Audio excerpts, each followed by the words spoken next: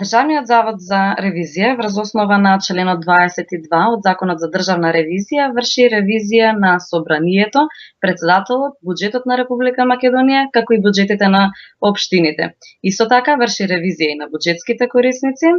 единките корисници, јавните предпријатија, трговски друштва во кои државата е доминантен акционер, агенциите и други институции основани со закон, другите институции финансирани со јавни средства, Народната банка на Република Македонија, политичките партии кои што се финансирани со средствата од буџетот, на корисниците на средствата од Европската унија, тука само не влегуваат системот за имплементација, раководење и контрола на инструментот за предпристапна помош, како и на корисници на средства од меѓународни институции. Сите овие институции Државниот завод за ревизија ги именува како субјекти на ревизија. При тоа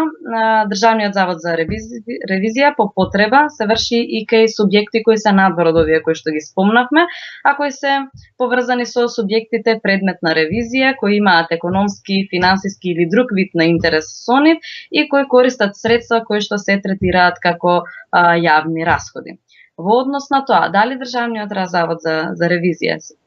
се прави ревизија на синдикати или може за било која друга институција, во зависност од конкретниот